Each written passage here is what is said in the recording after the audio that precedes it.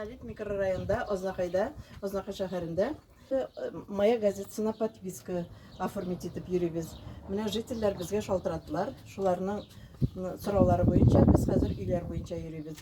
Менә хәзерге вакытта без Сәрри елга урамының 23-нче йортында Әлфия Имамова яши. Ул безнең бик матур чәчкә үстерүче. Мая газетасын бик яратып укый. Менә чәчкә үстереп үзенең вакытын таба алмаган газетага язылырга. Менә бүген ул языла уже. Әйдә, Әлфия ханым, киле.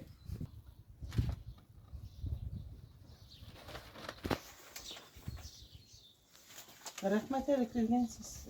Районында Ознакай шәһәренең Монолит микрорайонында безнең почтальонкалар бик әйбәт эшлиләр. Аның иң әйбәте менә Гүлназ Сиддикова безнең. Ул һәрвакыт шул хәтле шат күңелле, ачык йөзле, һәркем белән сөйләшә, пенсияләрне вакытында алып килә, газетларны вакытында сала безнең ящикларга. Ящиклар булмаса, ул требует әле бездән. Безнең генә менә ящиклар куярга мөмкинлек юк почта хезмәткәрләренең, җитәкчеләренең. Шуңа күрә Гүлназ безнең иң әйбәт почтальонкаларның берсе дип аталабыз. Без аңа бик рәхмәтле. Рәхмәт сиңа, Гөлназ. Алдагы көндә сиңа уңышлар телибез. Шулай булып кал. Шулай итеп газетларны безгә вакытында китереп тапшыр. Без Мая газетасын бик теләп укыйбыз. Монолитта күпчелек хәзер безнең инде ветераннар яши. Алар Мая газетасын рәхәтләнеп, түземсезлек белән көтеп калалар.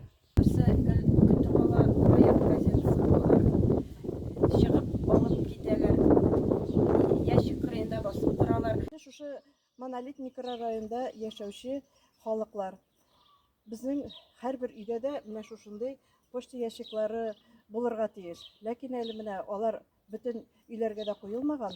Шуңа күрә шушы почта ящикларын куйсагыз бик уңай булыр иде почтальонкаларга. Алар алып килгән корреспонденцияны, хатларны, газетларны кая куярга белмиләр. Шуңа күрә үтенеп сорыйм сездән, менә шушындый почта ящикларын һәрберегез куегыз һәм өйнең адресларын һәрберегез яза торган булыгыз. Өйнең адреслары да әле язылып бетмәгән безнең өйләрдә.